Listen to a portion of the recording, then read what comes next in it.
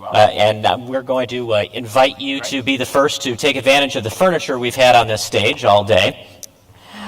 I'm Mitch Teich. I'm host of Lake Effect, a daily interview magazine show at WUWM, Milwaukee Public Radio. And in 20 plus years in radio, I've had the privilege of interviewing a lot of people, a lot of experts in a wide variety of fields, and engaging them in conversations with each other. I'm pretty sure, though, this will be the first time I have ever shared a stage with a neighborhood catalyst, if you will, an architect, and a race car driver. In fact, it sounds like the beginning of a strange joke. But I am really happy to be hosting this panel with the three speakers we've just heard, Llewellyn, Grace Law, and Leilani Munter.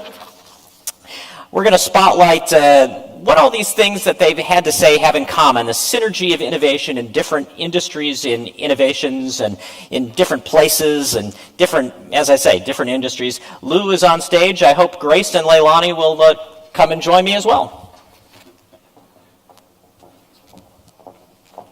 Now we can give them a round of applause for...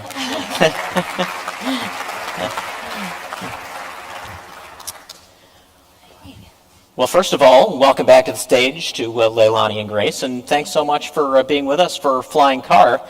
Let me ask you, actually, right off the bat, what does the image of the flying car mean to you? You were asked to be part of this event, and in that pitch, somebody said, come speak at Flying Car. What comes to mind when you think flying car? I kind of thought of my Tesla flying through the sky. I guess it's an idea that maybe seems like it would be crazy and people would think that it's not possible, but you know that it is, and I feel like a lot of my career has kind of gone in that direction, so it seemed like a great fit. I mean, I think it's a fantastic name.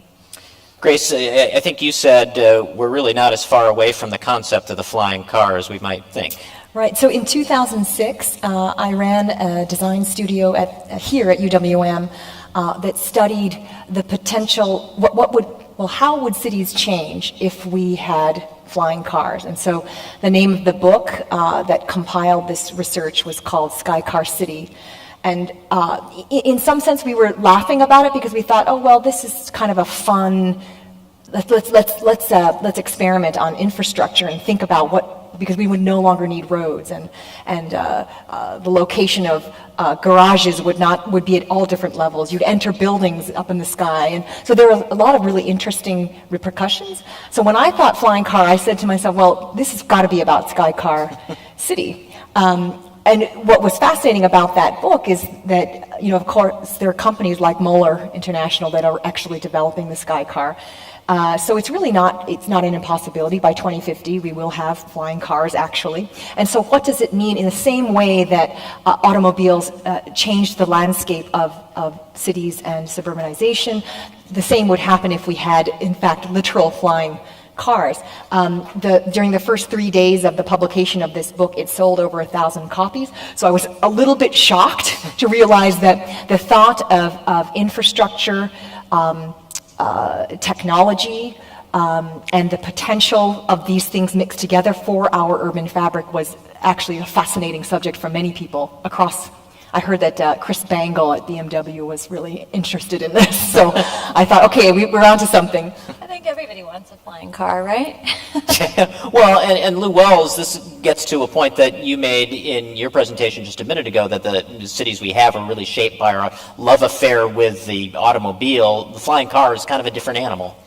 Yeah, when I heard the name of this event and thought a little bit about what that might mean to me, I find, without sounding too contradictory, that it's both a very exciting idea and also a cautionary tale all rolled up into the same concept.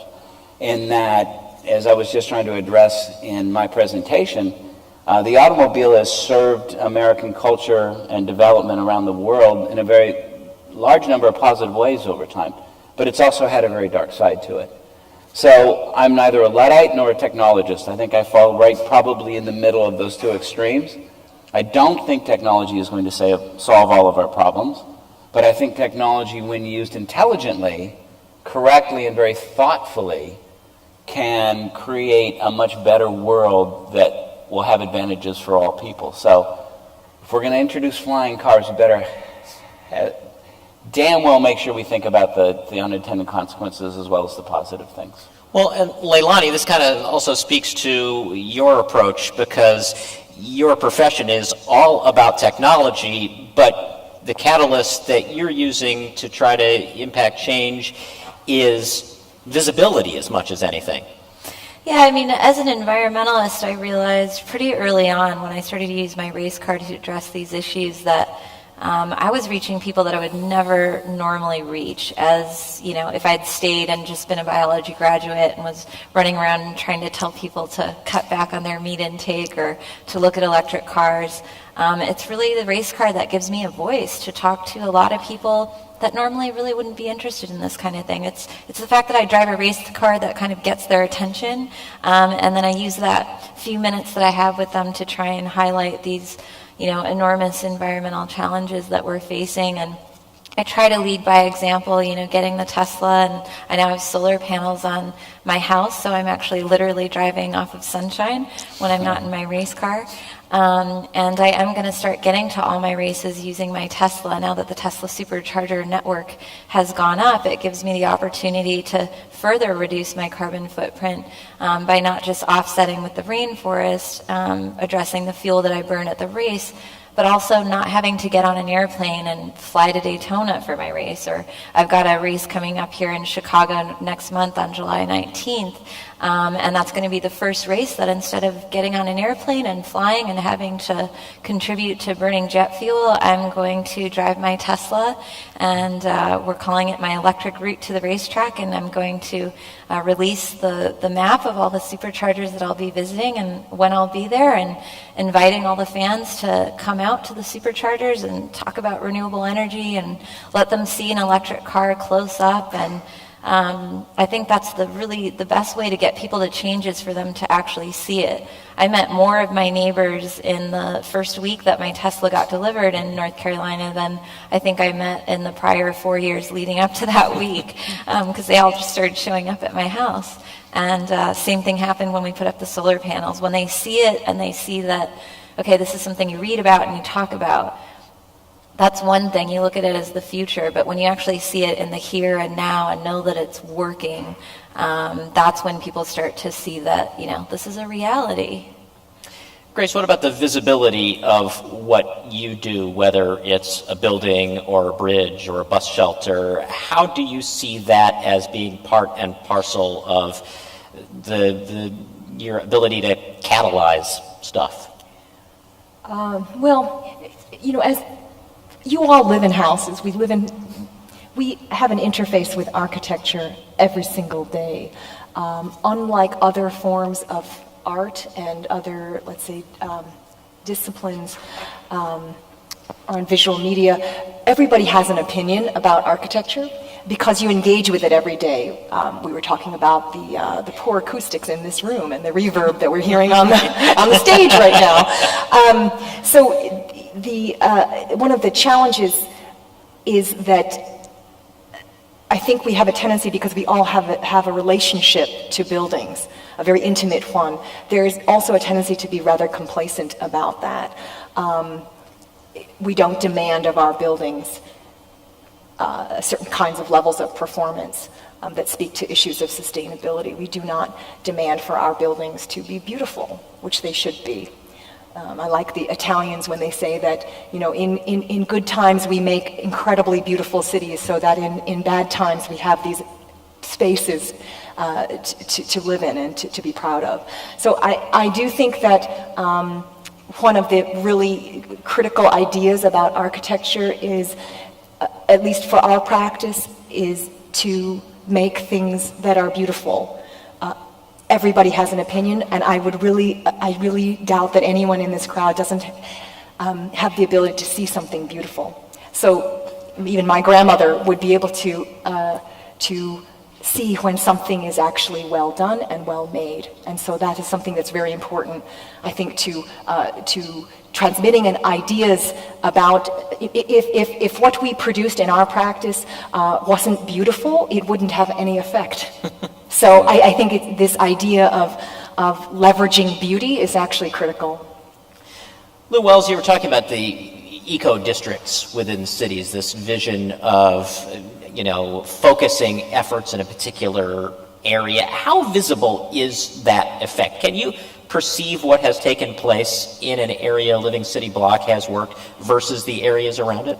It's a great question, and the honest answer is not very much. It's very slow, long horizon kind of work. So unlike what Grace was just talking about in the more immediate, although of course the actual planning and building of a building is a much longer process than anyone else who's not in the process understand. But once it's done, it's there. To try to transform the way a district or a neighborhood or community functions and the way systems interact and all, a lot of it is very, very behind the scenes kind of stuff and isn't apparent. And it's frankly one of the most difficult things about trying to do this type of work and to get funding for it, because it's not sort of an immediate outcome that funders so often insist on seeing these days. What made the difference to each of you in your willingness to stick your neck out, if you will, to be an iconoclast or to do things that cut against the grain of tradition? I think for me, it was, when I saw An Inconvenient Truth and I walked out of that movie, that was where it became really urgent to me that I couldn't just personally be concerned about our environment. I had to publicly address it. And I also think around that time I was realizing that I was never going to fit in the NASCAR garage. I think, anytime you enter a sport or a new community or a new workplace, you want to feel accepted. That's just human nature. And I was so different from everybody around me. Is it liberating in a way? Yeah, it was like I let go sort of trying to fit in. I remember when I first got to Charlotte, I didn't advertise to people that I was vegetarian, but of course they noticed when I would be, at the track barbecue and everybody was eating their pulled pork sandwiches and I was just snacking on the coleslaw. Eventually people started saying, what's going on? So I was trying to fit in, I was trying to be accepted, and then at some point I just realized, you know what, I'm a woman, I'm different, I'm vegetarian, I'm an environmentalist, I'm never going to fit in, so why even try? And then I really just embraced who I really was, and I was definitely worried. I had a lot of marketing people tell me to, just shut up and drive the race car and plug your sponsors. That's what you do as a race car driver. You don't get all involved in these political issues and start lobbying for clean energy and things like that. But I found that when I did that, the great thing was that people that sort of got where I was coming from started calling me, and that's how I ended up with, these great people on my cars. I'm renting a solar car at Chicagoland next month, and so when I'm out there and I'm promoting something, it's always something I really truly believe in, right? It's solar, or it's wind, or it's energy efficient lighting, or it's, I ran a blackfish awareness race car after the documentary made about orcas in captivity. I ran the Cove on my car. I'm always carrying the colors of something that truly, to me, is a sign of people who are working towards a better planet. And so I really believe in it. It's not like I'm just being paid to get out of the car and take a sip of some, specific soda or something to plug a brand. It's a much deeper, meaningful thing for me. So I may not be on track as often as the other drivers, but I think it means a lot more to me when I'm out there. How about Grace and Lou? Do you see yourselves as sticking your necks out? And if so, what made you comfortable doing that? Well, I'm just pleased to be called an iconoclast. I don't think I don't know what your experience was, Grace, but for me, I had a former career, and I left that and came into this work really not with any particular plan in mind. It was sort of a midlife accident almost. But once I began doing this work, I became infected, really. I'm not sure it's something I'd recommend for most family and friends. But it's really about a deep-seated passion, and I suppose for me it's about a particular realization about what I saw in the world, and it just simply wasn't acceptable for me to sit back and watch anymore. And part of it was the environmental piece, but for me just as strongly it was about what I perceive to be the degradation of the sense of community in modern life. So the work that I'm doing is a combination of caring very much about the environmental issues, because if we don't get those right, there won't be any human communities left in a matter of time. But it's just as important to me to see neighborhoods, communities, cities of people coming back together and working together towards creating a common future that they can all share in, in some prosperity and vitality. So it's not really a choice anymore. It's something that I've fallen into, and there are plenty of days I wake up and wish I didn't have to do that all day anymore. There'd be easier ways to live a life, frankly. But I don't particularly feel I have a choice anymore. Yeah, I think that's very well put, that you don't have a choice anymore. I would say that's kind of where I am as well. As a designer, you, especially when you come out of architecture school, it's actually more profitable if you do the same program, the same building type over and over and over again. So for example, if you're a hospital architect and you start producing hospitals and then you're on your 50th hospital, you probably have a kind of formula for hospitals. So in fact, one of the things that in our practice, James and I were very mission specific in that we would never, I wasn't joking when I said it almost borders on ADD, the kind of diverse range of projects. On the one hand, at a personal level, it's absolutely about our intellectual stimulation. We want to do a diverse range of projects. We don't want to do the same thing over and over again. That's boring. But on another level, to span across a diverse field of building type really allows us to see where impact can be made. So I have to say, working with the Department of Transportation is not exactly most people's idea of a sexy job project. But I would say that, again, the community's engagement with roads and infrastructure is an absolute. We all engage with it. And if you are tweaking things like bridges and road design, and that's why we're involved in things like the master plan for the Menominee Valley, because actually we need a road system that's better than simply Canal Street. So that impacts people and their connectivity, the sense of democracy of the city, in a way that is far, far, far beyond doing a beautifully and well-crafted house. Now, I love doing well-crafted houses, but it cannot be the end of the architectural project. It is just a component in a much broader spectrum. And so I guess that's why I'm also suggesting that in almost every field, not architecture alone, but in almost every field, you need to understand what the boundaries are of your discipline and how to press against those to make a more impactful change. Well, it sounds like you're really involving other people in the conversation and entities in the conversation the same way, Leilani, you are bringing your message to people who might not be hearing it from anybody else. Yeah, I'm pretty sure I'm the only environmentalist race car driver on the circuit right now. And there are a couple other vegans, however. There's 3 vegan race car drivers that I know of total. And the racing fans would like you to name names. So Andy Lawley, who occasionally runs in NASCAR, is a vegan, and then Spencer Pumpley, who runs in sports cars. Both of them come from a sports car background. I'm the only female vegan that I know of. But the world is changing, and I'm really enjoying kind of being on the cutting edge of that. And like Lou said, I feel like it's not a choice. I know a lot of people, instinctually, you don't think that race car driving and environmentalism can go together, but in my world, they're endlessly intertwined. I can't separate one from the other because it's the race car that gives me the voice to talk about the environmentalism. If one goes away, my voice is really diminished. So for me, it's a natural fit, even though I know to the outside world it looks sort of strange. Lou, you talked about the career change, the midlife career change. Well, so let me ask you to contrast the climate for innovation and talk about sustainability and everything you do in city planning versus in Hollywood. Wow.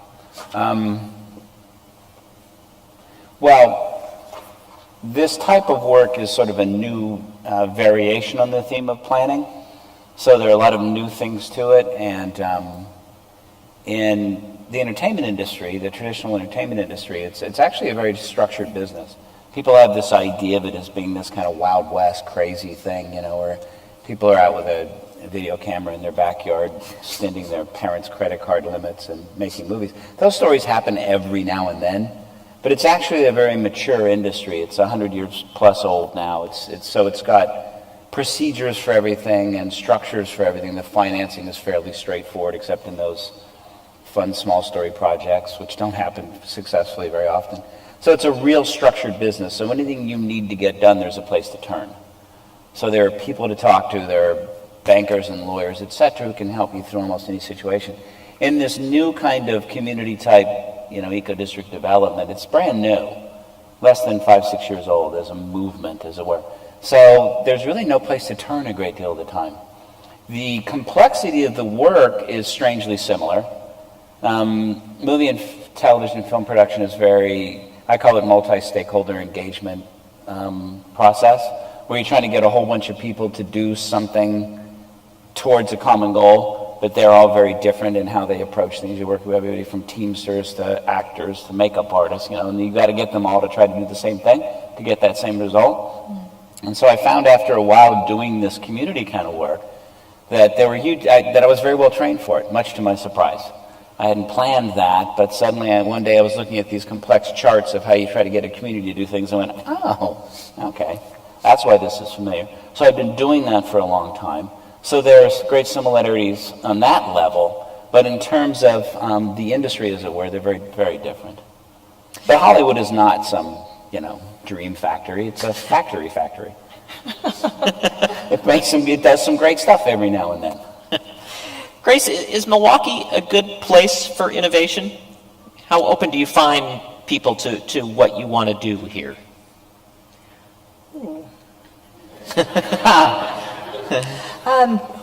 That's an interesting question.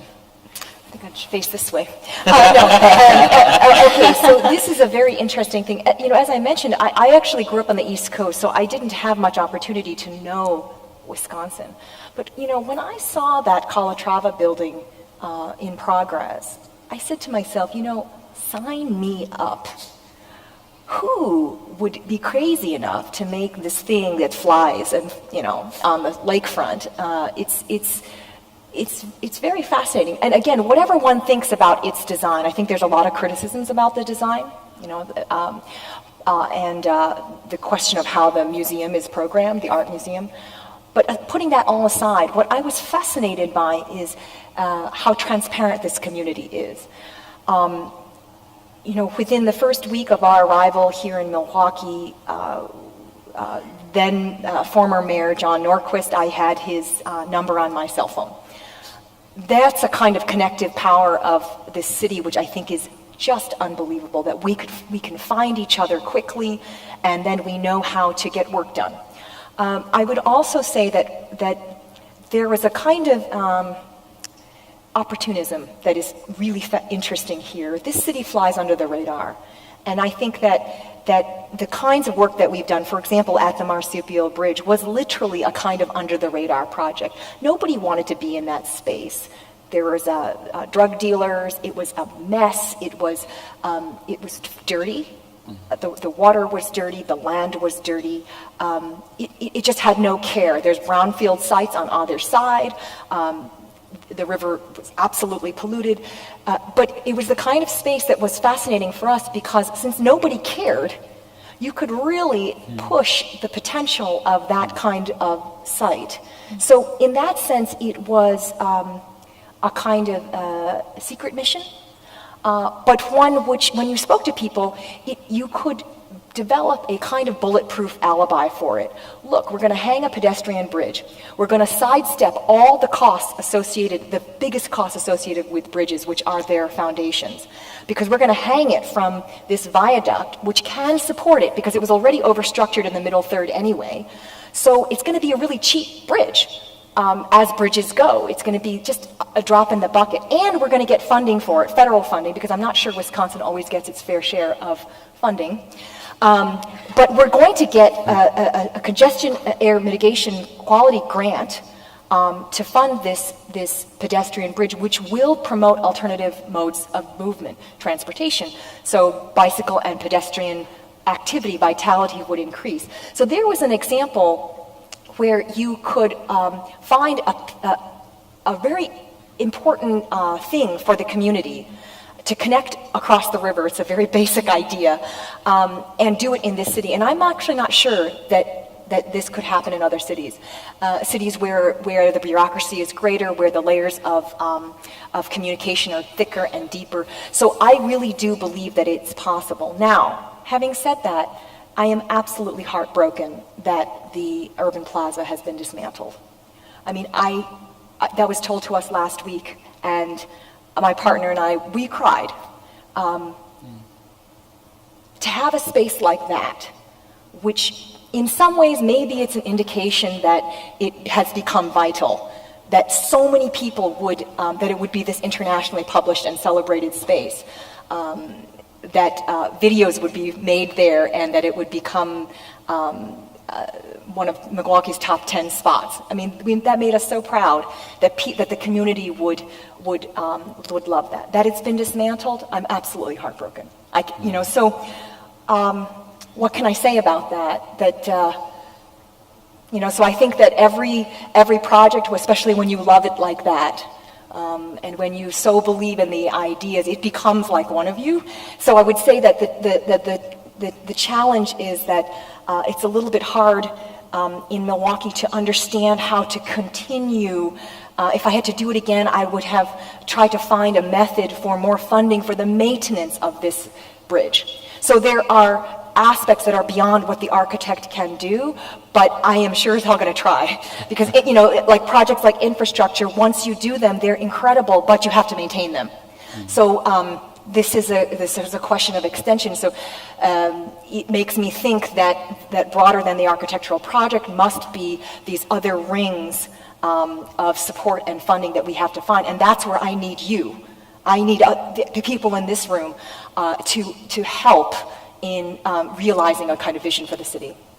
Well, and to that end, this is the interactive part of this panel. I do not have any prizes to give out, though. Sorry, but let me ask: how many people in the audience are actually architects? We actually have one or two. How many people in the audience are race car drivers? Shoot, I'm the only one.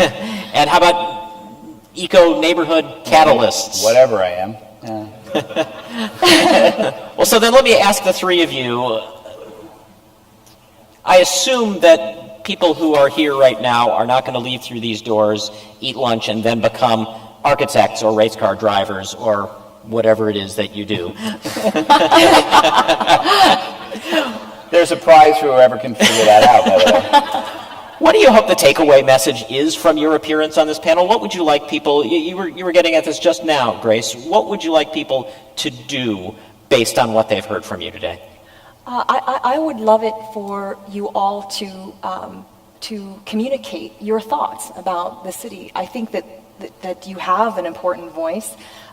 There was a community meeting last week that we held at Harley-Davidson's museum down in the valley for community to express its vision for the valley.